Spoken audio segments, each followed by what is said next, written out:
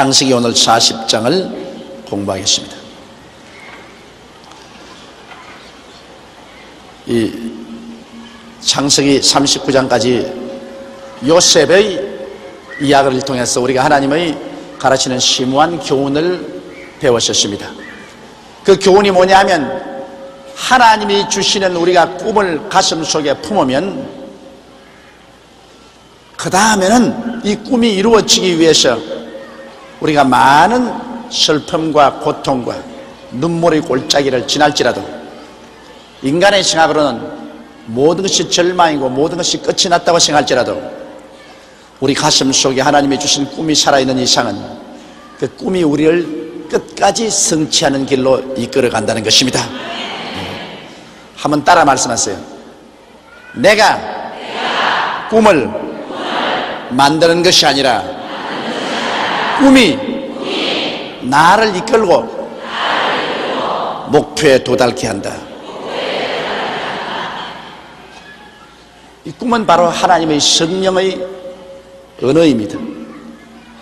그렇기 때문에 꿈이 없는 백성은 망한다고 하는데 우리가 정말 하나님 성령께서 말씀을 통해서 우리 마음속에 많은 꿈을 줘요. 시시각각으로 하나님 우리 기도할 때 성령으로 우리 마음속에 많은 꿈을 줘요. 우리가 꿈을 간직하면 아무리 그 다음 우리 생애 속에 어려운 일이 다가와도 그 어려운 일 자체가 바로 꿈을 성취하는 것으로 이끌어가는 것입니다. 도저히 인간의 생각은 상상할 수 없는 그러한 방법으로 하나님께서 우리를 이끌어 가시는 것입니다. 요셉이 그 마음속에 꿈을 품었은지 그 형제들이 오히려 저 꿈쟁이가 어떻게 꿈이 이루어지는가 보자고 꿈을 파괴하려고 그를 잡아서 파는 것조차도 꿈을 이루는 것에 도움이 되고 말았던 것입니다. 그는 종으로 팔리고 억울한 누명을 덮어쓰고 감옥에 들어가고 또 배신을 당하고 그 여러 가지 일을 당했으나 그 꿈이 이루어지는 방향으로 걸어갔던 것입니다. 1절부터 보겠습니다. 그 후에 애굽 왕의 술 맡은 자와 떡 굽는 자가 그 주 애굽 왕에게 범죄한지라. 바로가 그 두 관원장 곧 술 맡은 관원장과 떡 굽는 관원장에게 노하여 그들을 시위대장의 집안에 있는 옥에 가두니 곧 요셉의 갇힌 곳이었더라. 이제 하나님의 역사가 시작하는 것입니다. 요셉은 억울한 누명을 덮어쓰고 시위대장의 뜰에 있는 감방에 갇혀서 외롭게 날을 지나는데 이제 희한하게 하나님의 역사가 도킹하는 것입니다. 애굽의 바로 왕의 떡장관과 술장관이 아마 모반을 계획했는지 모르겠습니다. 그것이 들통이 나가지고서 바로 왕의 굉장한 노를 사서 둘이가 시위대 감방에 갇히게 된 것입니다. 옛날에 임금이 얼마나 화려한 생활을 했던지 그래. 세상에 떡장관이 뭡니까? 떡장관. 밥하는 장관, 그리고 술 만드는 장관. 그 보면 옛날 독재자들이 어리어리하게 살았다는 것을 말하는 것입니다. 뭐 우리 오공비리는 뒤나가라.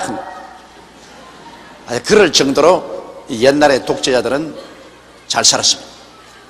그런데 이 떡장관과 술장관이 제일 그래도 임금에게 갇혀 있습니다. 왜냐하면 임금이 지 뭐라고 해도 매일같이 밥은 3번 먹고 술도 3번 내지 4번 마시기 때문에 언제나 떡장관이 떡을 해서 바치고 또 술장관이 술을 해서 바치기 때문에 제일 같이 있었습니다. 그래서 이 떡장관과 술장관이 바로의 노를 사가지고서 시위대 뜰 감방으로 갇힌 것 그 자체가 이제 하나님의 섭리가 시작된 것입니다. 이래서 그래도 소위 이제 장관이니까 높은 자리에 있었으니까 시위대 뜰에 들어오자마자 보디발이 요셉을 하여금 그들에게 수종을 떨겠습니다. 그래서 아침 점심 저녁 그들을 수종해서 잘 섬기게 되었습니다. 사람은 여러분 이 세상에 살면서 우연히 우리 서로 만나고 우연히 헤어지는 것 같지만은 실상은 그렇지 않습니다. 우리 주를 믿는 사람은 모든 일에 하나님의 섭리가 그 배후에 있는 것입니다. 하나님께서 우연히 만나게 하는 것 같지만 실상은 우연히 만난 것도 아니고, 또 우연히 헤어지는 것 같지만 우연히 헤어지는 것도 아닙니다. 그 배후에 하나님이 섭리해 주셔서 하나님의 뜻을 이루기 위해서 그렇게 하는 것입니다. 더구나 우리 예수 믿는 사람들은 우리 만나면 서로 기도해 주고 전도해 주고, 그런 기도와 전도가 우연한 것 같지만 그것이 동기가 되어서 열매를 맺고 그 영혼을 구원받고 하나님의 영광이 나타나는 이런 역사가 일어나게 되는 것입니다. 5절을 읽겠습니다. 옥에 갇힌 애굽 왕의 술 맡은 자와 떡 굽는 자 두 사람이 하룻밤에 꿈을 꾸니 각기 몽조가 다르더라. 이 하나님의 성령의 연사 가운데 계시의 연사가 있습니다. 이 계시의 연사는 대개 꿈이나 환상이나 묵시로 우리에게 오는 것인데요, 이 하나님의 계시의 연사는 지혜의 말씀의 연사, 지식의 말씀의 연사, 영분별의 연사, 이 세 가지로 나타납니다. 근데 지혜의 말씀의 연사라는 것은 이 우리가 기도할 때 성령께서 우리 마음속에 아이디어를 주십니다. 인간으로서 생각하지 못한 희한한 아이디어를 마음속에 주신 것입니다. 이래서 우리가 여러 가지 문제를 당했을 때 이 문제를 어떻게 해결할까 큰 고민을 하고 있을 때 하나님께서 아이디어를 주시는데, 그 아이디어가 잠을 잘 때 꿈에 너 이렇게 하면 된다는 그런 지시를 해 주신 것입니다. 이 꿈으로서 오는 그 하나님의 연사는 꿈에 여러분께서 잠을 주무실 때 그런 아이디어를 주시는 것은 그건 지혜의 말씀의 연사입니다. 또 지식의 말씀의 연사라는 것은 내가 도무지 알지 못하던 일을 꿈에 가르쳐 줍니다. 도둑놈이 들어올 것이라든지, 너 물건 잃은 것이 어디에 있다든지, 너 오늘 가면 누구를 만날 것이라든지, 이러한 도무지 내 인간적으로는 알 수가 없는 것을 이렇게 미리 보여주는 것, 이것은 지식의 말씀의 연사입니다. 또 영분별의 연사는 꿈을 통해서 하나님의 역사가 일어나는지 그렇지 않으면 사탄의 일이 일어나는지 그것을 미리 하나님이 보여주신 것은 영분별의 연사인 것입니다. 이 특별히 하나님께서 이렇게 꿈을 통해서 계시를 많이 해주는 사람이 있어요. 그건 특별히 하나님께 은사를 받은 사람입니다. 우리 같은 사람은 꿈을 꾸면 꼭 까꿀로 해석해야 맞아요. 나는 아주 이상하게 꿈을 꾸어도 그 꿈 반대로 해석하는 것이 오히려 맞지, 내 꿈은 안 맞아요. 그렇기 때문에 나는 내 꿈은 아예 그냥 무용지물로 생각을 합니다. 저는 자고 나서 어떤 꿈을 꾸어도 나는 개꿈이다, 무용지물이다, 이렇게 생각하는데, 우리 집사람 꿈은 나는 꿈 꾸었다 하면 100% 믿습니다. 그거는 25년여 동안 같이 살아온 동안에 내가 가만히 보니까 그 꿈꾼 것이 백발백중으로 맞더라고요. 하나님께서 그 계시를 꼭, 그 계시를, 옛날에 우리 어머니가 꿈을 잘 꾸더니만 또 그것도 며느리가 또 바통을 받아가지고서 또 며느리가 꿈을 잘 꿉니다. 그래가지고서 언제나 아유 여보 나 꿈 꾸었어 하면 내 간이 철렁 내려앉습니다. 혹시 내가 뭐 잘못한 것도 다 하나님이 말해주는 거 싶어가지고서 무슨 꿈 꾸었어? 그 개꿈이지. 그런데 꿈을 말하는 거 보면은 보통 꿈이 아니에요. 그 대개 하나님이 하신 꿈은, 주신 꿈은 똑 들으면 성경 읽는 것 같아요. 그 꿈 내용이 꼭 성경 읽는 것 같아요. 그와 같이 여러분, 이 하나님께서는 꿈을 통해서 우리에게 말씀하실 때가 굉장히 많습니다. 왜냐하면 이 평소에는 우리 혼이 너무 살아있기 때문에 하나님 말씀하려도 우리에게 이 접촉이 안 돼요. 우리가 너무 이 세상 문제에 관해서 관심을 가지기 때문에 접촉이 안 되는데, 잠을 잘 때는 혼이 잠을 자니까 하나님은 영에게 직접 말씀을 할 수가 있는 것입니다. 그래서 이 구약에 보면은 하나님께서 꿈을 통해서 지혜의 말씀이나 지식의 말씀이나 영분별을 해준 적이 대단히 많습니다. 그런데 자, 요셉이 꿈을 잘 해석을 하는 사람이니까 이제 떡장관, 술장관을 반역을 더 하게 하고 난 다음에 감옥에 들어와서 요셉으로 시중 들게 하고 난 다음에 이 사람들에게 하나님이 꿈을 주시겠습니다. 그러므로 하나님의 섭리란, 여러분 희한합니다. 하나님의 섭리라는 것은 우리 사람의 보기에는 모든 것이 낭패라고 생각하는데요, 그 낭패조차도 하나님의 뜻을 이루는 수단이 되는 것입니다. 그래서 이제 요셉이 그들에게 물어봤습니다. 아침에 요셉이 들어가 보니 그들에게 근심빛이 있는지라 요셉이 그 주인의 집에 자기와 함께 갇힌 바로의 관원장에게 묻되 당신들이 오늘 어찌하여 근심빛이 있나이까? 사람이 근심하면 얼굴이 어두워져요. 사람의 마음에 즐거움은 얼굴이 빛이 나요. 얼굴이 환하면 아, 마음에 즐거움이 있구나. 얼굴이 캄캄하면 마음에 근심이 있구나. 이 사람의 마음속의 심령의 그 상태가 그 육체의 모습에 대단히 나타납니다. 요사이 미국에는 이 마음과 육체는 하나로 연결되어 있다는 논리를 가지고서 그 이학적인 병 고치는 것이 활발히 연구되어 있습니다. 요사이 미국의 센세이션이, 이건 뭐 성경은 우리 옛날부터 이미 가르치고 있는데 마음의 기쁨은 양약이라도 마음의 근심은 뼈로 썩게 한다.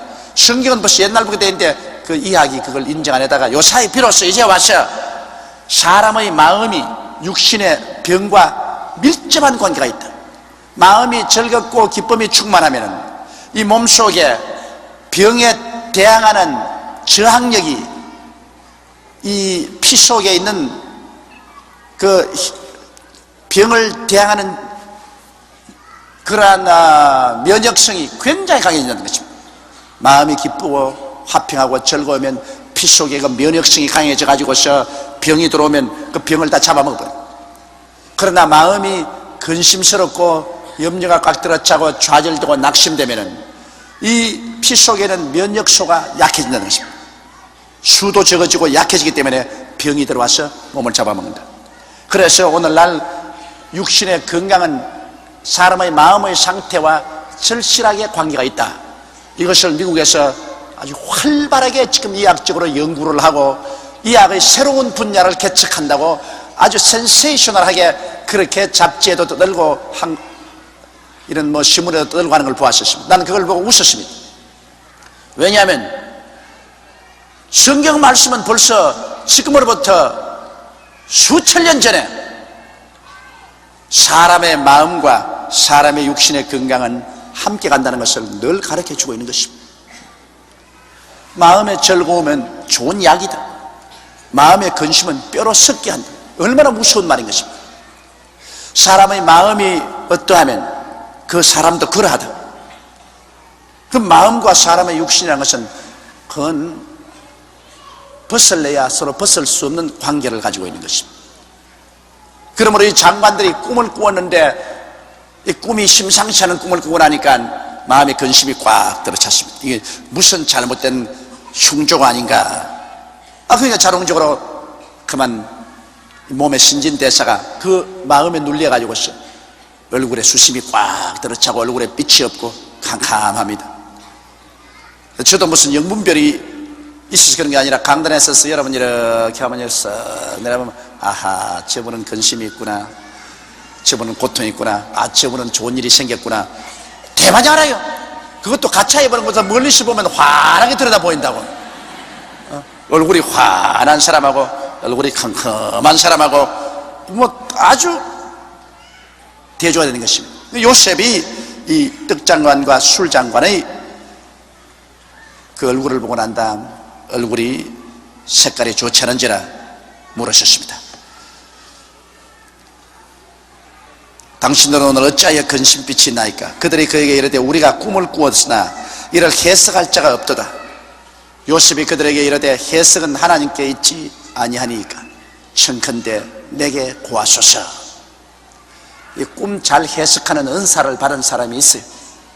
그래서 하나님께서 그 은사를 주셔서 요셉에게 꿈을 해석할 수 있도록 그렇게 해주신 것입니다. 술 맡은 관원장이 그 꿈을 요셉에게 말하되 가로되 내가 꿈에 보니 내 앞에 포도나무가 있는데 그 나무에 세 가지가 있고 싹이 나서 꽃이 피고 포도송이가 익었고 내 손에 바로의 잔이 있기로 내가 포도를 따서 그 즙을 바로의 잔에 짜서 그 잔을 바로의 손에 들었노라. 요셉이 그에게 이르되 그 해석이 이러하니 세 가지는 사흘이라. 지금부터 사흘 안에 바로가 당신의 머리를 들고 당신의 전직을 회복하리니 당신이 이왕에 술 맡은 자가 되었을 때 하던 것 같이 바로의 잔을 그 손에 받들게 되리이다. 당신이 득이하거든 나를 생각하고 내게 은혜를 베풀어 내 사정을 바로에게 구하여 이 집에서 나를 건져 주소서. 나는 히브리 땅에서 끌려온 자요 여기서 옥에 갇힐 일은 행치 아니하였나이다. 자, 술장관은 참 멋있는 꿈을 꾸었습니다. 하나님께서 좋은 몽조를 술장관에게 주었습니다. 그는 요셉을 보고 내 꿈은 바른 것이 아니라 내 앞에 포도나무가 쫙 생겨나더니만 포도나무에서 세 줄기가 생겨나고 그 세 줄기에서 꽃이 피더니만 탐스러운 포도가 주렁주렁 열린지라 내가 바로가 마시는 잔을 가지고서 그 포도를 따가지고서 그 포도즙을 짜가지고서 바로에게 드리니까 바로가 마시더라. 요셉이 가만히 있더니만 얼굴에 빛이 반짝반짝 나고 생글생글 웃더니만 탁 무릎을 치면서 그 굉장히 좋은 길조입니다. 당신 술장관이니까 술은 포도나무에서 만드니까 세 가지가 났다는 것은 그건 사흘을 말하고 그리고 당신이 다시 바로의 포도잔을 들고서 그 포도의 열매를 짜서 바로에게 들었다는 것은 사흘 후에 당신이 복권되어 가지고서 다시 술장관이 되어서 바로에게 술을 짜서 바치게 되겠습니다. 그러고 난 다음에 이제 요셉이 이제 자기 이제 또 인간적인 부탁을 합니다. 보십시오. 인간적인 부탁을 해도 하나님이 같이 안 계시면 소용이 없습니다. 뭐라고 했냐면 이제 당신 틀림없이 득이해서 바로의 술장관이 되겠는데 내가 부탁 좀 합시다. 나는 여기 사실 12대 때 종으로 들어와 있지만은 여기 들어올 만한 죄를 지은 적이 없어요. 나는 12대장 보디바라의 아내의 억울한 무고를 당해서 누명을 덮어쓰고 이곳에 들어왔는데 사실은 이곳에 들어와서 내가 감옥에 갇혀서 썩을 일은 한 적이 없습니다. 그러므로 임금님을 만나거든 임금님에게 내 사정을 호소해 주어서 나로 하여금 이 감옥에서 좀 나오게 해 주십시오. 간절히 부탁했는데 나중에 뒤에 보면은 술장관이 그 감방에서 나가서 장관으로 복귀되자 아예 깜짝같이 잊어버렸습니다. 그것도 뭐 하루 이틀 잊은 게 아니라 2년 동안 잊어버렸습니다. 2년 동안. 그러니 뭐 무심하기 짝이 없습니다. 부탁을 하고 난 다음에 2년 동안 아무 소식이 없는 것은 그 부탁이 소용이 없다는 것입니다. 사람이 아무리 부탁을 해도 하나님이 같이 계시지 아니하면 사람의 부탁이 효과가 없다는 것입니다. 그러므로 여러분 뭘 부탁하려면 꼭 기도를 하세요. 하나님이 그 부탁하고 같이 하셔야지 하나님이 같이 하지 않은 인간의 부탁은 사라집니다. 이 술장관이 얼마나 은혜를 얻었습니까? 그럼에도 불구하고 그는 깜짝같이 잊어버렸습니다. 자, 술장관의 그 좋은 길몽을 보고 떡장관이 용기가 생겼습니다. 그러면 우리 같이 감방에 들어갔으니까 나도 좋은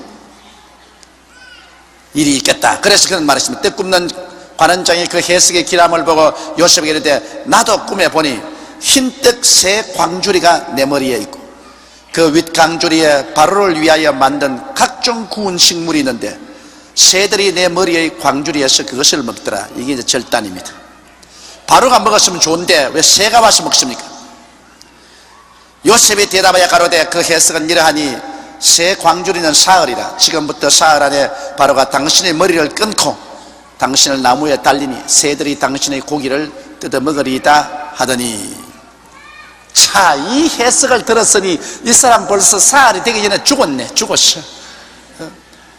자기는 좋은 해석 줄 알고 아유 내 꿈도 좀 해석해줘요. 내 머리에 떡을 세 광주리를 만들어서 였는데 그 위에 바로가 먹는 여러 가지 음식을 만들었는데 새들이 와서 먹더라. 아까 이 술장관은 바로의 잔을 따라서 바로 왕에게 바쳤다고 했으니까 그건 좋은 것이지만은, 바로가 만든 음식으로서 바로에게 바쳐야 되겠는데 새들이 와서 먹으니까 그 머리는 항상 떡을 만들어서 이곳서 바로에게 가던 머리인데 그게 새들이 먹으니까 그것은 사흘 만에, 광주리 셋은 사흘이요. 그리고 새들이 와서 먹더라는 것은 목이 잘려서 매달아 놓으면 새들이 와서 그 고기를 뜯어 먹을 것이라고 말한 것입니다. 하나님이 꿈을 주실 때 상당히 상징적으로 꿈을 주십니다. 꿈을 그대로 주지 않고 아주 상징적인 그런 꿈을 여기에 주십니다. 보통 사람들은 해석이 안 되죠. 포도가지, 나무가지 3개가 사흘이 될 줄 어떻게 알며, 떡 3광주리가 그게 사흘 후라는 그 의미를 어떻게 알 수 있습니까? 이런 것은 성령이 주신 꿈은 성령으로 해석이 되는 것입니다, 여러분. 그러면 여러분이 이해할 수 없는 그러나 신비한 꿈이 여러분에게 주어지면 반드시 그 꿈을 가지고서 해석을 해달라고 하나님께 기도를 해서 하나님의 성령이 마음속에 깨닫게 해주도록 하십시오. 자기 마음대로 인간적으로 해석하면 안 됩니다. 여러분이 꿈을 꾸든지 하나님께 계시를 바라면, 기도하면 마음에 싹 깨달아집니다. 아, 이것이다. 그 깨달아지는 건 희한합니다. 전에까지는 그 무엇인지 모르는데 이것이다, 이렇게 깨달아져요, 마음속에. 그게 바로 하나님이 주시는 해석인 것입니다. 그러면 해석이 돼요. 요셉은 이 술장관이나 떡장관이 이 꿈을 말할 때 그는 마음속에 하나님이여 이 꿈을 해석해 주시옵소서 기도를 하고 있는데 마음속에 싹 깨달아지거든. 하나님이 계시란 깨달아지는 것입니다. 아, 3가지는 사흘이고 떡 3광주리도 사흘이다. 딱 깨달아져.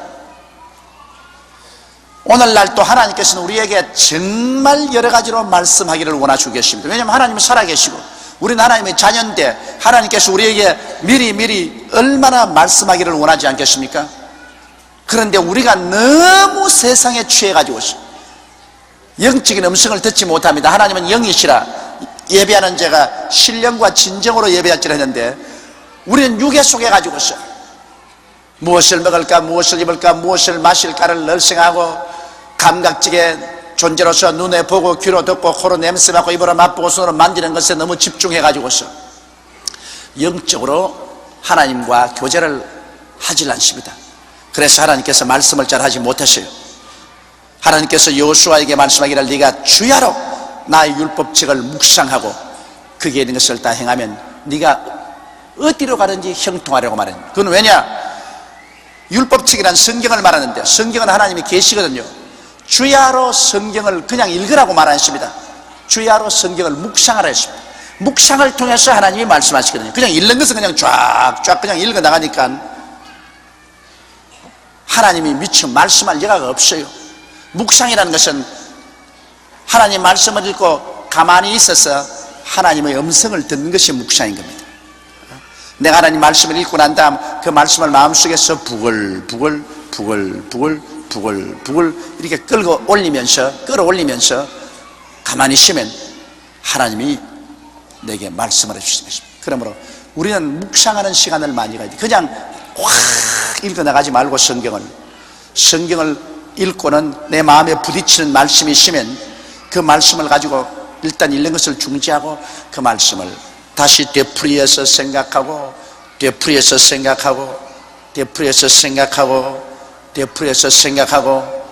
또 그 말씀을 통해서 하나님이 성령이 무엇라고 말씀하는가 귀를 기울여야 됩니다. 이번에 제가 대만에 가는데 저는 배탈이 잘 나요. 전 물만 나쁘면 배탈이 납니다. 그건 우리 조상으로부터 이어받은 병 같아요. 아, 대만에 가는데 또 그냥 아랫배가 탁 배탈이 나가지고서 아랫배가 그냥 자꾸 괴로운데 견딜 수가 없어. 이 해외 여행 가서 나는 물만 다 부어지면 배탈이 나는데 이제 하나님 앞에서 이거 고쳐야 되겠다. 그래 기도를 하다가 말고 제가 하나님 말씀, 제가 우리 연양것을 친히 담당하시고 병을 짊어지시도다 함을 이루라 하심이라. 마태복음 8장 18절인가 19절인가 있는 말씀입니다. 그럼 이 말씀 내가 잘 아는 말씀입니다. 그거 그냥 읽고 지나가면 얼마인지 알 수 있는 말씀입니다. 그러나 그 말씀을 통해서 내가 배탈이 났으니까 하나님이 내게 무엇을 가르치는지 모르기 때문에 그 말씀을 묵상회로 작정하고 앉아가지고 1시간을 그 말씀을 되씹는 겁니다. 되씹는 겁니다. 제가 혼자서 앉아간 제가 채찍에 맞음으로 너희가 나음을 입었나니, 제가 채찍에 맞음으로 내가 나음을 입었나니, 제가 채찍에 맞음으로 내가 나음을 입었나니, 제가 채찍에 맞음으로 내가 나음을 입었나니, 제가 채찍에 맞음으로 내가 나음을 입었나니, 제가 우리 연양을 친히 담당하시고 우리 병을 짊어지시던 하나님을 이루하십니다. 이걸 마음에 탁 그 말씀에 집중을 해서 그 1시간을 계속 내가 묵상하는, 계속 외우는 겁니다. 천천히 깊이 생각하면서 그걸 외우는데, 나중에 1시간 좀 지나니까 그 말씀 속에서 정말 내 영혼을 진동하는 하나님의 음성이 들려오는 것입니다. 그 음성이 뭐냐? 그 음성입니다. 제가 채찍에 맞음으로 너희가 나음을 입었나니. 이게 글자가 아니라 하나님의 거대한 음성이 되어서 내 영혼 속에 들어오면서 그냥 내 마음속에 믿음이 확 들어차집니다. 어떠한 병도 다 짓밟아 버릴 수 있는 그런 믿음이 마음속에 확 들어와요. 그 믿음을 가지고 이제는 할렐루야 감사합니다, 이제는 됐습니다. 그러자 싹 사라지고 마는 것입니다. 그 병이 그냥 싹 사라졌어요. 그러므로 여러분, 하나님의 말씀은 묵상을 해가지고서 그것이 하나님의 음성으로 변화되는 것입니다. 이 눈으로 보는 문자로 남아있으면 안 돼요. 믿음은 들음에서 나며 들음은 그리스도의 말씀으로 말미암니라. 믿음은 읽음으로 오는 것이 아니라 들음으로 옵니다. 그러므로 눈으로 읽고 난 다음에 이것을 자꾸 반복해서 영혼 속에 들려와야 돼요. 내 영혼 속에. 믿음은 들음에서 나며 내 영혼 속에 말씀이 들려와야 됩니다. 그러면 그것이 믿음이 돼요. 여러분, 오늘 이 교회에 오셔서 저희 성경 강해를 들으시는 중에도 그냥 내 음성을 육신의 귀로 듣고 육신의 귀로 흘리면 그 믿음으로 안 돼요. 그러나 이것이 여러분의 영혼 속에 들려지게 되면, 여러분 성령으로 영혼 속에 들리게 되면 이것이 여러분에게 큰 믿음으로 변화되는 것입니다. 이러므로 성경 말씀, 좋은 말씀을 여러분 성경을 쫙 읽고 나가다가 그냥 내 마음속에 탁 부딪히는 그 말씀이 오면은 일단 성경에 있는 것을 그치고 그 말씀을 가지고 묵상을 꼭 하십시오. 묵상을 10분 하든지 30분 하든지, 시간이 있으면 1시간 하든지 다른 데 또 건너가지 말고 그 말씀을 또 되씹고 되씹고 또 되씹고 또 되씹고, 그것을 되씹는데 입으로 조용한 말로서 하는 게 좋습니다. 큰 소리 하지 말고, 또 아무 말도 안 하면 안 돼요. 내 귀에 들릴만하게, 내 귀에 들릴만하게 예수 그리스도의 은혜를 너희가 알거니와 제가 부유하신 자로서 너희를 위하여 가난하게 되심은 저희 가난하심으로 인하여 너희로 부요케 하려 하심이라. 고린도후서 8장 9절. 이런 말씀 같은 건 하나하나 자꾸 여러분 되씹어서 말하면서 귀로 들으면서 묵상을 하면 나중에 가난에 대한 것을 정복하고 우리 주 예수 그리스도의 축복을 내가 소유할 수 있는 믿음이 마음속에 가득해집니다. 그러면 그 믿음을 받아가지고서 그 다음 기도하는 겁니다. 주여 믿습니다. 가난을 다 물리쳐버리고 저주를 물리쳐버리고 주님이 축복해 주옵소서. 그 믿음을 가지고, 그런 믿으면 기도하면 그 하늘 보좌가 진동한다고요.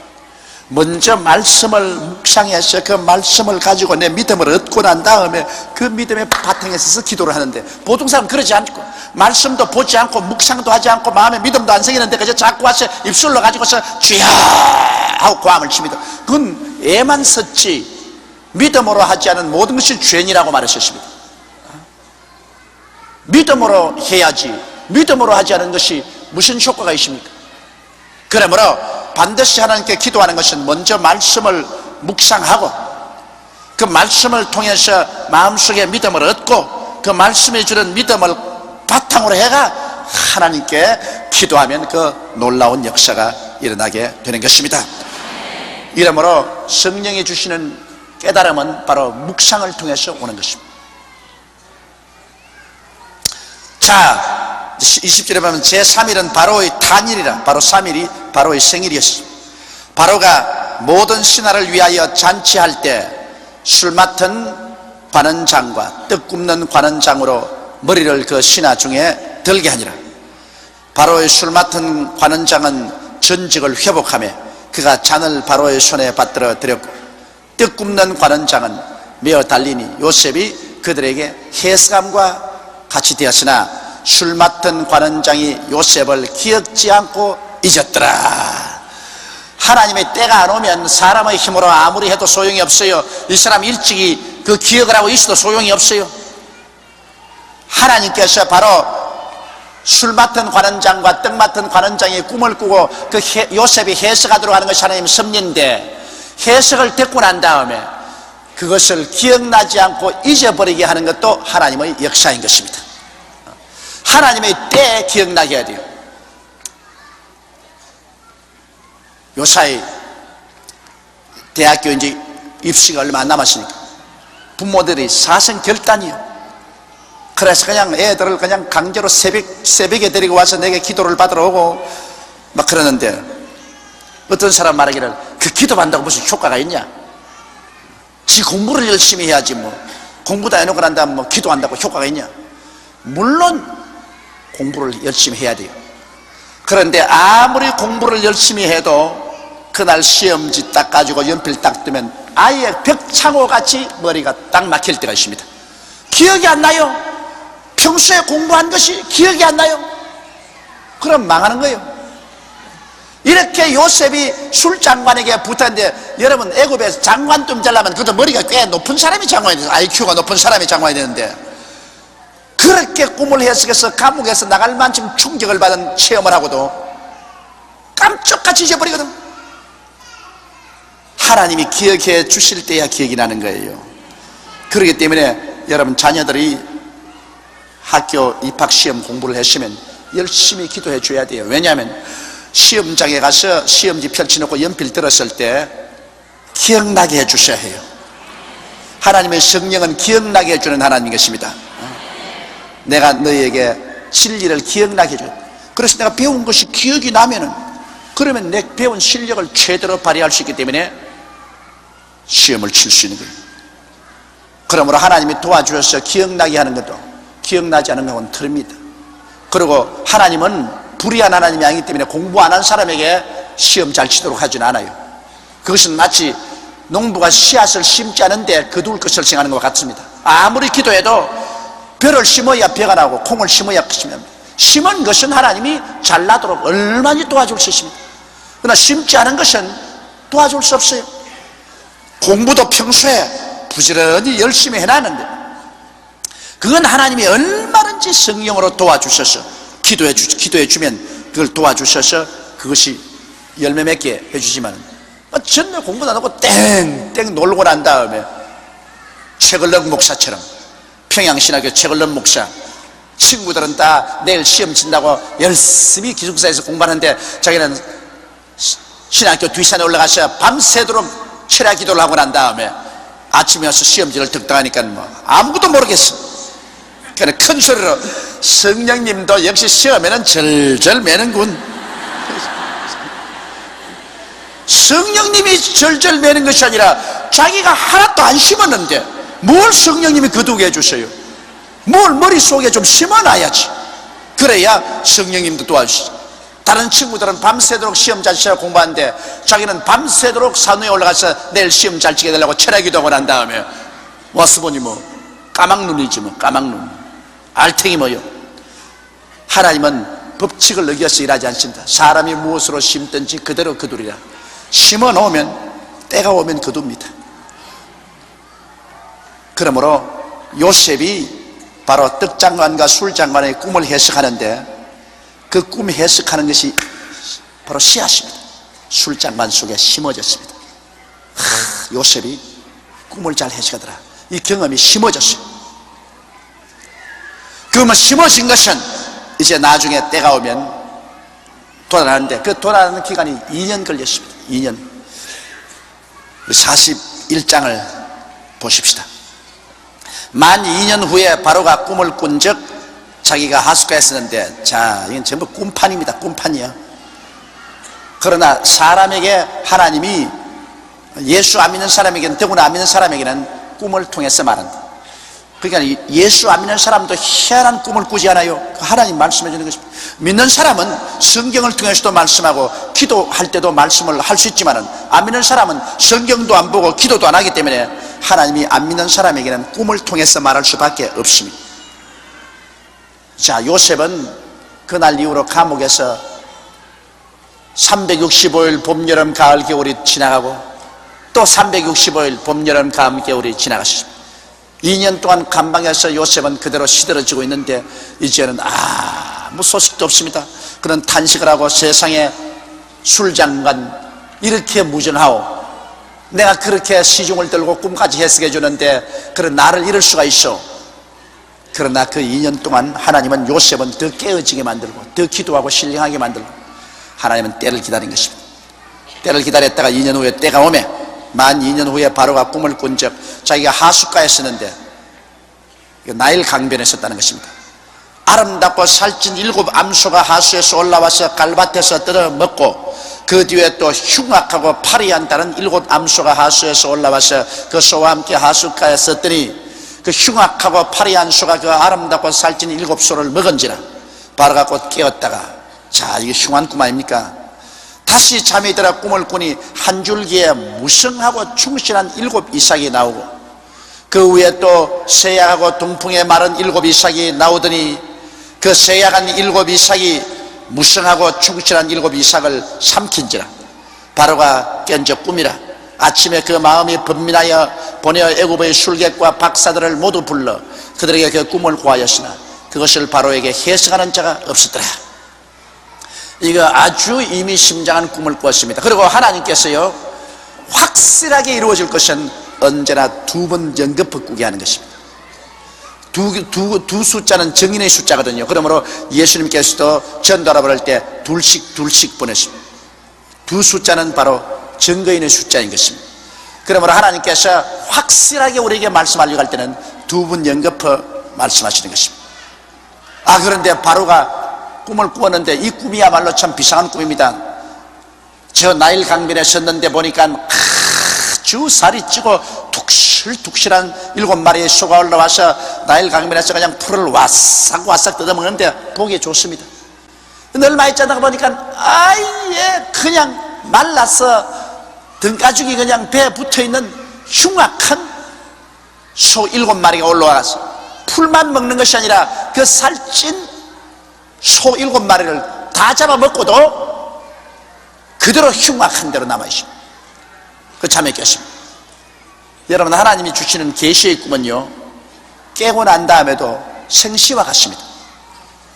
그냥 밤에 밥을 많이 먹고 그냥 너무 막 지쳐서 꾼 꿈은 이거는 막 혼몽 중에 구워서 깨고 나도 그게 그건지 모릅니다. 그러나 하나님이 주신 꿈은 초롱초롱해요. 깨고 나도 생시에 본 것 같아요.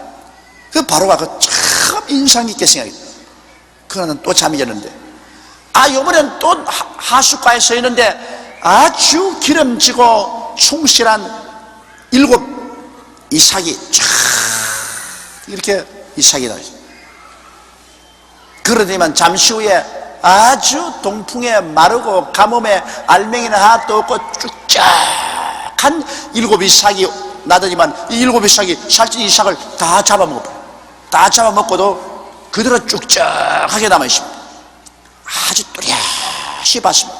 아침에 잠에서 깨고 났는데 그는 실제로 나일 강변에 가서 직접 보고 온 것처럼 기억이 초롱초롱합니다. 그러니까 그건 계시의 꿈이거든요. 계시의 꿈은 여러분이 계시의 꿈이 오면은 아주 초롱초롱합니다. 하나님이 틀림없이 그는 실제로 내가 꿈을 안 꾸고 본 것처럼 기억 속에서 사라지지 않습니다. 그런 게 계시 꿈입니다. 보통 막 꿈을 안 다음 잊어버리가 아무리 생각도 안 하다가 겨우 기억이 나고 하는 이런 꿈 아닙니다. 그래서 이거 비상한 꿈이 돼서 애굽의 술객들과 박사들을 불러가지고서 그 이야기를 했어요. 이거 해석하라. 하나님이 주신 꿈은 하나님의 성령이 깨닫게 해주시지 사람의 힘으로 해석이 되나요? 그러니까 뭐 술객과 박사들이 입이 벙벙해가지고서 그건 무슨 말인지 모르겠습니다. 이제 그럴 때 이때를 위해서 하나님이 술장관, 떡장관을 반역을 하게 해가지고서 시위대 뜰에 들어오게 한 것입니다. 자, 하나님은 여러분 급하지가 않습니다. 그걸 잊지 마세요. 요셉은 당장 감옥에서 나올 줄 알았는데 하나님은 급하지가 않습니다. 2년 동안 기다렸습니다. 하나님은 천년이 하루 같고 하루가 천년 같습니다. 하나님의 일을 여러분 너무 다급하게 생각하지 마십시오. 하나님은 꾹 참고 하나님 하는 일을 기다려야 되는 것입니다. 무슨 일인지 하나님 일은 꾹 참을 줄 알아야지 조급하면 안 되는 것입니다. 2년 후에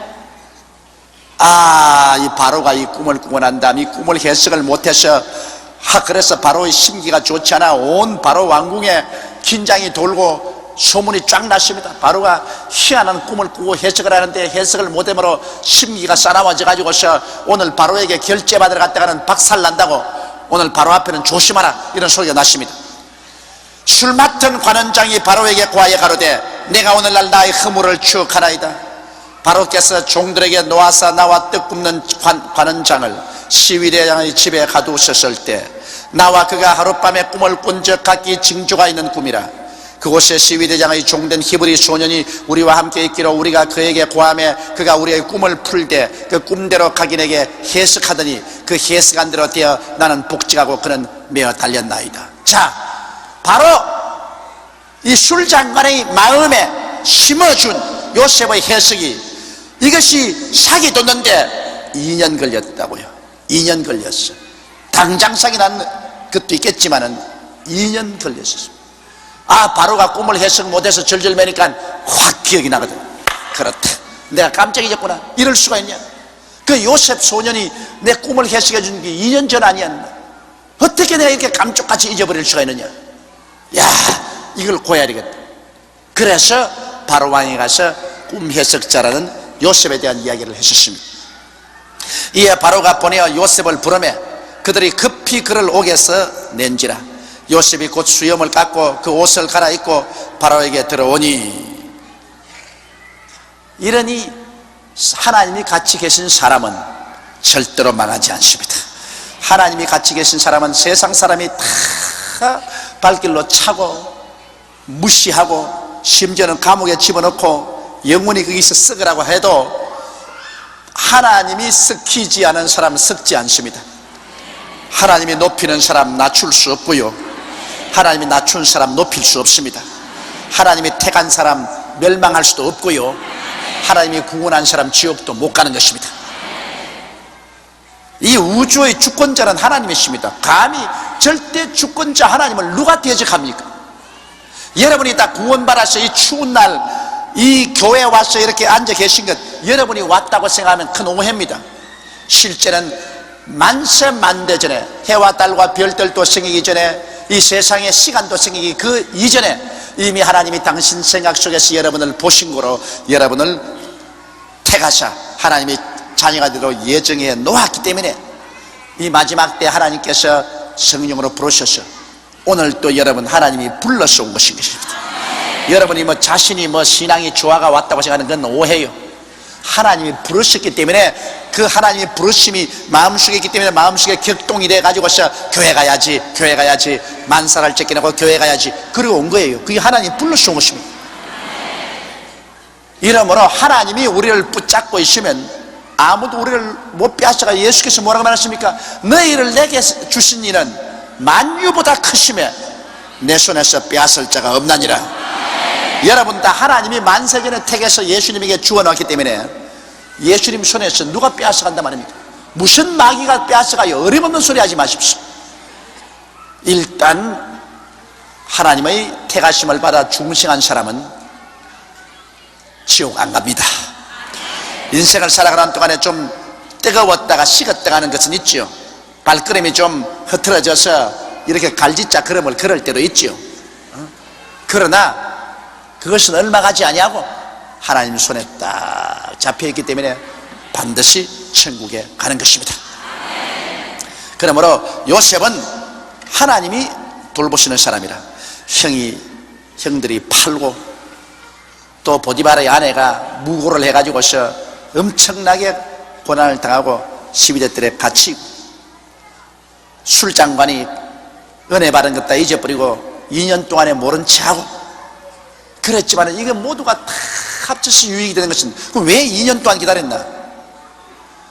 2년 동안 기다린 이유는 여러분, 옛날에 중동에서 남자가 세상에 출세해서 일을 시작하는 나이가 30살입니다.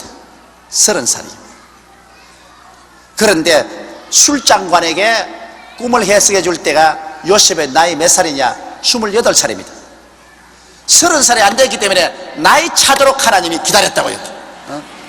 예수님도 30이 되심에 요단강에 와서 세례를 받으시고 그리고 공생애를 시작했습니다.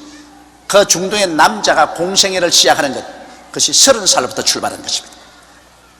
그러니까 하나님께서 이 30살이면 제일 하나님이 신이 많은 그런 나이인 것입니다. 그 나이를 기다린다고 하나님께서 2년 동안 기다렸지 요셉이 미워서 2년 동안 기다린 것은 아닌 것입니다. 그러므로 하나님은 다 일을 하시되 때를 따라 아름답게 하십니다. 예수님 보고서 가나의 혼인잔치에서 그 어머니가 와서 이 집에 포도주가 떨어졌다 할 때 말하셨으면 예수님께서 여자여 나와 무슨 상관이니까 내 때가 아직 이르지 아니하였나이다. 주님께서 기적을 행해도 딱 타이밍을 맞춥니다. 타이밍 맞춰서 하는 것입니다. 그렇기 때문에 우리는 하나님의 때를 기다릴 줄 알아야 됩니다. 성급하면 안 돼요. 성급하면 절대 안 돼요. 하나님의 때를 기다려. 어떤 때는 신속히 다가오고 어떤 때는 늦게 다가옵니다. 하나님의 때를 기다려야 돼요. 모세는 40에 이스라엘을 구원하려고 하셨으나 하나님 때가 안 왔으므로 못했죠. 그러나 80이 되니까 하나님의 때가 왔습니다. 하나님 때가 오니까 80된 모세가 이스라엘을 인도해냈었습니다. 여러분, 모든 우리의 기도는 하나님께 장달되고 난 그 즉시로 하나님은 때를 만드는 것입니다. 그 때를 여러분 기다리세요. 아주 덤직하게 기다리면 반드시 하나님은 때가 오면 이루시는 것입니다. 그래, 요셉이 30살이 딱 되자 때가 오면 하나님께서 이제는 바로에게 또 꿈을 주어서 꿈 해석자라는 요셉을 이제는 불러내게 된 것입니다. 바로가 요셉에게 이르되 내가 한 꿈을 꾸었으나 그것을 해석하는 자가 없더니 들은즉 너는 꿈을 들으면 능히 푼다더라. 요셉이 바로에게 대답하여 가로되 이는 내게 있는 것이 아니라 하나님이 바로에게 평안한 대답을 하시리이다. 요셉 참 겸손하고 좋은 사람입니다. 내가 꿈좀 문제 없어요. 말하세요. 이랬더니 쥐가 영광을 따봤구만.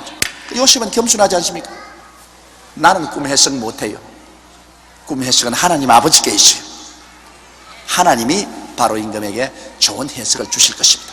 우리는 언제나 하나님 중심으로 하셔야 됩니다. 모든 것은 하나님이 하시는 일이지 우리가 하는 일 아닙니다. 그러면 우리 자신을 자랑해서는 결코 안 되는 것입니다. 바로가 요셉에게 이르되 내가 꿈에 하숫가에 서서 보니 살찌고 아름다운 7 암소가 하숫가에서 올라와 갈밭에서 뜯어먹고 그 뒤에 또 약하고 심히 흉악하고 파리한 7 암소가 올라오니 그같이 흉악한 것들은 애굽 땅에서 내가 아직 보지 못한 것이라. 그 파리하고 흉악한 소가 처음의 7살찐 소를 먹었으며 먹었으나 먹은 듯 하지 아니하여 여전히 흉악하더라. 내가 또 곧 깨었다가 다시 꿈에 보니 한 줄기에 무성하고 충실한 7 이삭이 나오고 그 위에 또 쇠약하고 동풍에 마른 7 이삭이 나더니 그 쇠약한 이삭이 좋은 7 이삭을 삼키더라. 내가 그 꿈을 술개에게 말하였으나 그것을 내게 보이는 자가 없느니라. 그래서 바로가 자기가 꾼 꿈 그대로를 요셉에게 설명을 했습니다. 요셉이 바로에게 고하되 바로의 꿈은 하나이라. 하나님이 그 하실 일을 바로에게 보이심이니라. 하나라. 앞에 꾼 꿈이나 뒤에 꾼 꿈이나 한 가지 사실을 확실히 보여주기 위해서 그렇게 했다. 7 좋은 암소는 7회요 7 좋은 이삭도 7회니 그 꿈은 하나라. 자, 이게 하나님이 깨닫게 해주셔야지. 아까 떡장관 술장관은 3가지 새 떡반죽은 사흘이라고 했는데 이건 또 7은 또 7회입니다. 그러니 인간의 마음대로 해석을 할 수가 없어요. 하나님이 마음속에 깨닫게 해줘야 되는 것입니다. 요셉이 고하되 바로의 꿈은 하나이다. 하나님이 그 하실 일을 바로에게 보이심이니라. 자, 7 좋은 암소는 7회요 7 좋은 이삭도 7회니 그 꿈은 하나이라.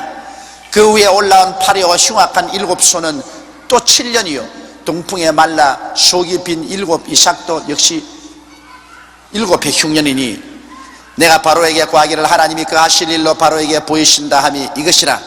온 애굽 땅에 7해 큰 풍년이 있겠고 그 후에 7해 흉년이 들므로 애굽 땅에 있던 풍년을 다 잊어버리게 되고 이 땅이 기근으로 멸망되리니 후에던 그 흉년이 너무 심함으로 이전 풍년을 이 땅에서 기억하지 못하게 되리이다. 이것은 무슨 말이냐면 후에 온 흉악한 소가 앞에 살찐 소를 다 먹고도 형편없이 그대로 남아있고 후에 흉악한 7 이삭이 살찐 이삭을 다 먹고도 그대로 쭉 져가 있는 것은 뒤에 다가올 흉년이 앞에 있을 7년 풍년보다 더 무시무시한 흉년일 것을 말하는 것입니다. 자, 여기 보십시오. 천재지변도 하나님이 다스린다는 것입니다. 지금 우리 한국의 여러분, 박정희 대통령 때부터 시작해서 지금까지 계속해서 우리 매년마다 풍년이 들잖아요. 한국에 우리 한 번도 흉년이 들지 않았습니다.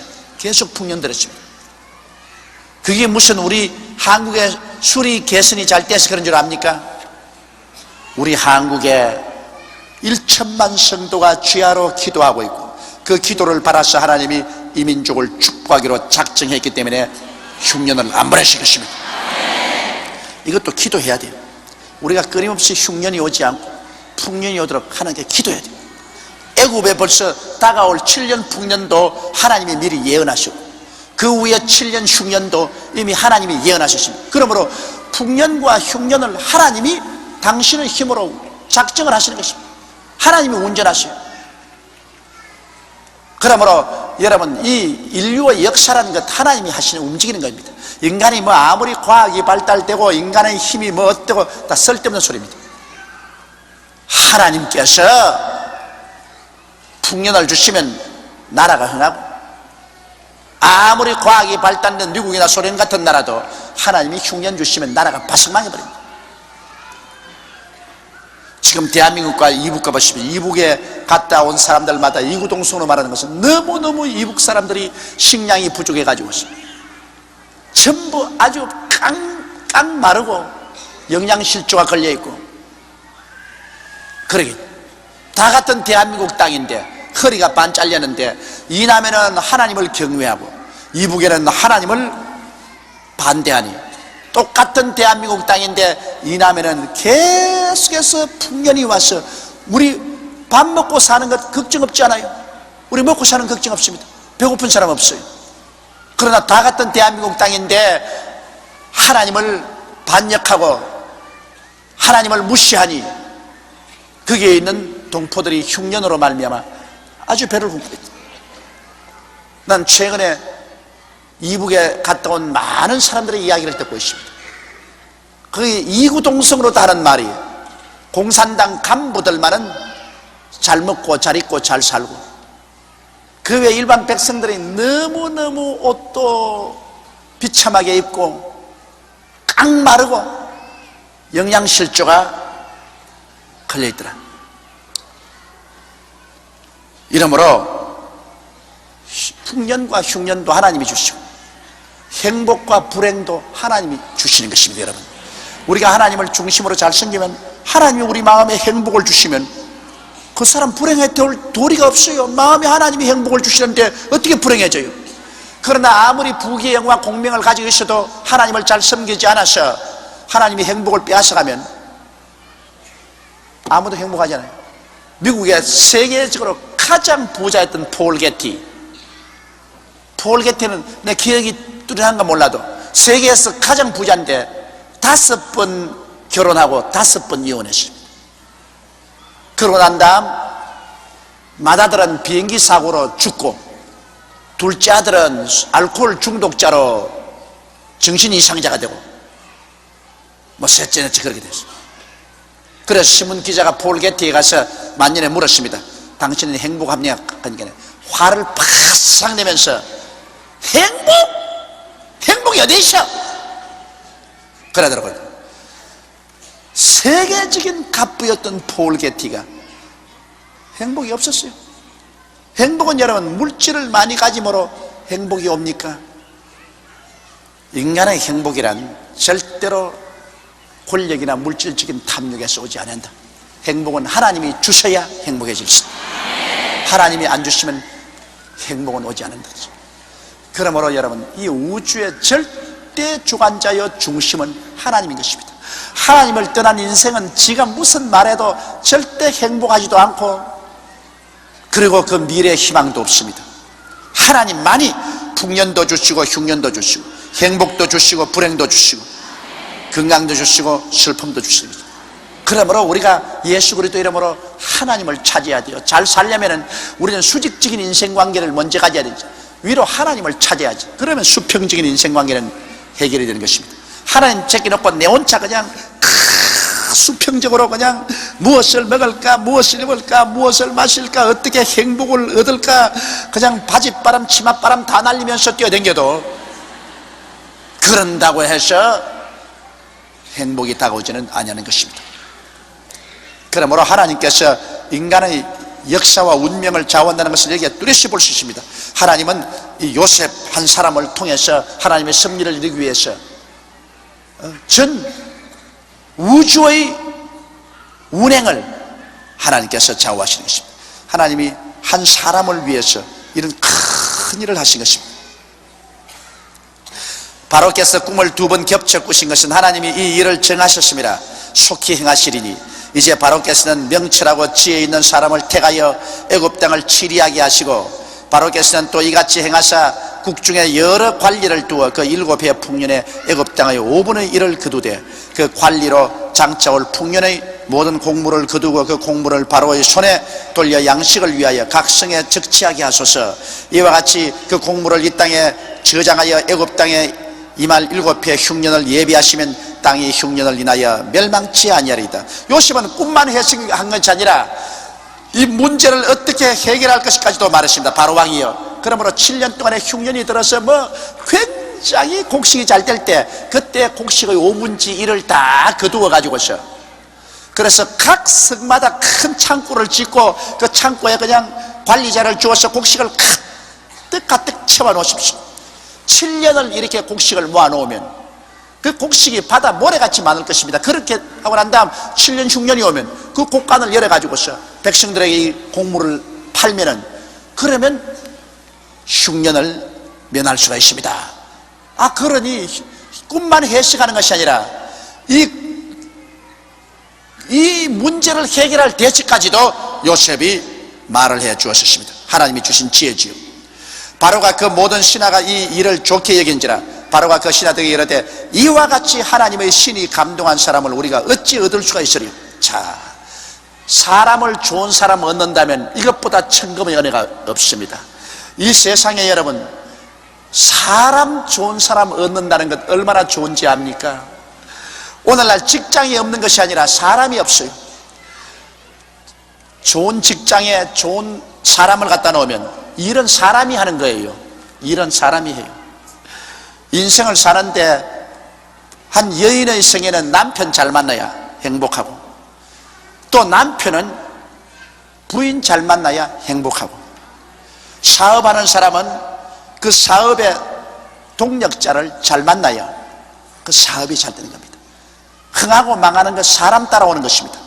그렇기 때문에 성경은 복 있는 사람은 이라고 말했지, 복 있는 나라는, 복 있는 땅은 그렇게 말했어요. 사람 잘못 만나면 화를 만나고, 사람 잘 만나면 복이 오는 것입니다. 그러니 이 바로가 이런 요셉 같은 사람을 내가 어떻게 만나, 그 사람 알아줘야 돼. 보디발 집에는 요셉을 알아주지 못하고서 그를 감옥에 쳐넣었지만은 바로는 사람 보는 눈이 있었습니다.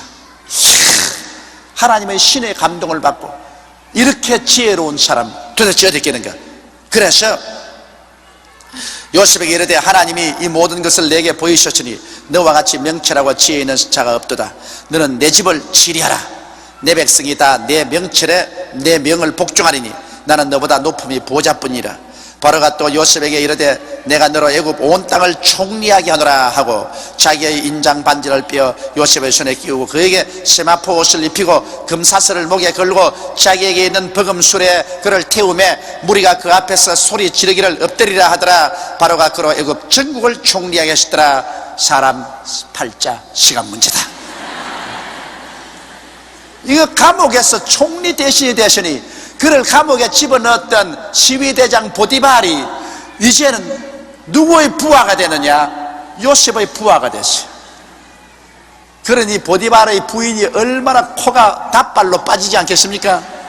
자기가 무고를 해가지고서 남편이 고발해서 감옥에 넣은 그 요셉이 감옥에서 총리로 올라앉았으니 이제 총리 각하 앞에 시위대장 보디발과 그 집안 식구들이 전부 무릎을 꿇고 절을 하게 되었으니 참 사람 팔자는 알 수가 없는 것입니다. 사람이란 참 알 수가 없어요. 더구나 요셉같이 종으로 팔려온 사람이, 감옥에 죄수로 들어간 사람이 총리 될 줄 누가 알았어요? 하나님이 같이 계시면 어떠한 일도 일어날 수가 있는 것입니다. 하나님이 같이 안 하시면 이런 일은 절대 일어날 수 없어요. 그러나 하나님이 같이 계시니까 이런 어마어마한 일이 일어난 것입니다. 그래서 애굽의 국무총리가 되었고, 요셉이 13년 전에 꾸었던 그 꿈이 하나도 없이 다 이루어졌습니다. 그 꿈이 이루어지는 과정이 기구했지만은 그 꿈이 마음에 간직되어 있는 이상 그 꿈은 어떠한 환경을 통해서도 목표에 도달하게 만들어주는 것입니다. 여러분이 마음에 꿈을 품으십시오. 꿈이 여러분을 끌고 갈 것입니다. 바로가 요셉에게 이르되 나는 바로라, 애굽 온 땅에서 내 허락 없이는 수족 놀릴 자가 없으리라 하고 전권을 받았습니다. 그가 요셉의 이름을 사브낫바네라 하고 또 온 제사장 보디베라의 딸 아스낫을 그에게 주어 아내를 삼게 하니 요셉이 나가 애굽 온 땅을 순찰하니라. 이제는 국무총리도 되고 또 이제 아내도 얻어서 결혼도 하고 요셉이 정말 축복의 정상에 올랐습니다. 요셉이 애굽 왕 바로 앞에 설 때 30세라. 보십시오. 나이 30세가 되어야 하나님은 이제는 완전한 책임을 지고 일할 수 있는 사람으로 이렇게 세워지는 것입니다. 그가 바로 앞을 떠나 애굽 온 땅을 순찰하니 7해 풍년에 토지 소출이 심히 많은지라 요셉이 애굽 땅에 있는 그 7년 곡물을 거두어 각성에 저축하되 각성 주위의 밭의 곡물을 그 성중에 저장하며 저장한 곡식이 바다 모래같이 심히 많아 세기를 거쳤으니 그 수가 한이 없습니다. 얼마나 풍년이 들어서 곡식이 잘 됐던지 그 곡식을 이제는 나중에는 그 섬을 셀 수가 없어요. 그만큼 풍년이 들었습니다. 그 다음에 흉년이 들기 전에 요셉에게 두 아들을 낳되 곧 온 제사장 보디베라의 딸 아스나시 그에게 낳은지라 요셉이 그 장자 이름을 므낫세 잊어버렸다 그 말입니다. 잊어버렸다는 것은 원한을 다 잊어버렸다 그 말인 것입니다. 고향 산천 떠나서 아버지 그립고 형들이 자기를 팔은 그 원한의 슬픔, 이 모든 고통을 이제 하나님 축복 가운데서 다 잊었다. 과거는 다 청산했다. 이제 과거는 다 잊었다. 그래서 그 아들의 이름을 므낫세라 했어요. 여러분 이걸 볼 때 요셉이 얼마나 그 마음속에 고통이 쌓였다는 것을 볼 수 있습니다. 17년의 객지 생활에 한없이 아버지가 그립고 집이 그립고 그리고 형들에 대한 그 괘씸한 생각, 그 원한스러운 생각이 마음속에 늘으시는데 자기가 잘 되면 잊어버릴 수 있습니다. 국무총리가 되고 결혼도 하고 첫 아들 낳으니까 이제는 다 잊었다. 이제 므낫세다. 이제는 과거 다 잊었다. 하였으니 하나님이 나로 나의 모든 고난과 나의 아비의 온 집 일을 잊어버리게 하셨다며 차자의 이름을 에브라임이라 하였으니 하나님이 나로 나의 수고한 땅에서 창성하게 하셨다 하미더라. 하나님이 수고한 땅에서 크게 창성했다. 그러므로 하나님이 하시는 일은 그것인 것입니다. 하나님은 우리의 과거의 모든 슬픔과 원한을 잊어버리게 하시고 하나님은 우리에게 장성한 축복을 주시기를 원하시는 것입니다. 바로 요셉에게 섭리한 것이 이 하나님의 역사입니다.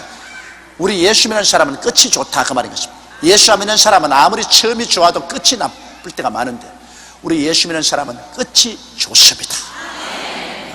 처음은 나빠도 끝이 좋아요. 그것이 하나님이 우리에게 베푸신 선하신 은총인 것입니다. 애굽 땅에 7해 풍년이 그치고 요셉의 말과 같이 7해 흉년이 들기 시작하며 각국에는 기근이 있으나 애굽 온 땅에는 식물이 있더라. 애굽 온 땅이 주림에 백성이 바로에게 부르시어 양식을 구하는지라 바로가 애굽 모든 백성에게 이르되 요셉에게 가서 그가 너희에게 이르는 대로 하라 하니 흉년이 들어 먹을 것이 없으니 나라 임금에게 먹을 것 달라고 백성이 아우성치니까 임금은 걱정할 것 없어. 그런 좋은 총리 대신이시니 임금이 뭘 걱정해서 요셉에게 가거라. 요셉이 다 알아서 해줄 것이다. 온 지면에 기근이 있으며 요셉이 모든 창고를 열고 애굽 백성에게 팔세 애굽 땅에 기근이 심하며 각국 백성도 양식을 사려고 애굽으로 들어와 요셉에게 이르렀으니 기근이 온 세상에 심함이었더라. 그래서 하나님은 요셉을 통해서 미리 예비하셔서 그렇게 큰 기근이 다가와도 기근을 능히 이기고 나갈 수 있게 만드는 것입니다. 여기서 다시 한번 여러분, 하나님이 우리에게 보여주신 것은 하나님은 야훼 일에 예비하는 하나님이신 것입니다. 한번 따라 말씀하시죠. 야훼 일에 예비하시는 하나님.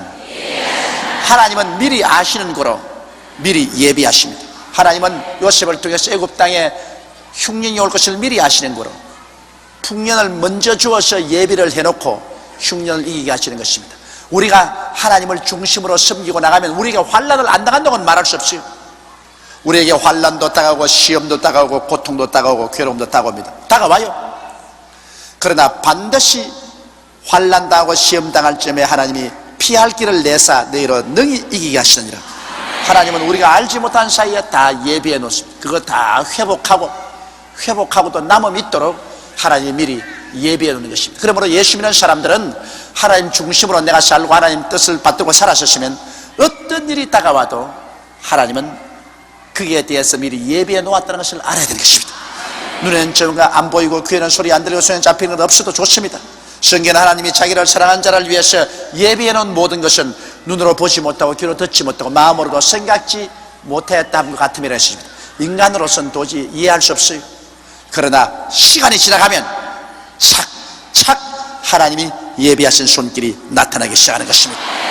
이러므로 우리는 예비하는 하나님과 함께 살게 될 때 얼마나 큰 기쁨을 가지고 살 수 있는지 모르겠습니다. 그렇기 때문에 욕심낼 필요 없어요. 하나님 예배심을 따라서 우리가 살아야지. 인간의 탐욕이 들어와서 욕심을 내다가는 아담과 하와처럼 하나님 예비한 데 순리로 살지 않고 억지로 탐욕을 내다가는 하나님께 버림당하고 일신을 망치는 일이 얼마나 많습니까? 인생은 탐욕을 가지고 살지 말아야 돼. 인생은 순리로 살면 하나님이 다 예비해 놓고 하나님이 우리를 이끌어 주시는 것입니다.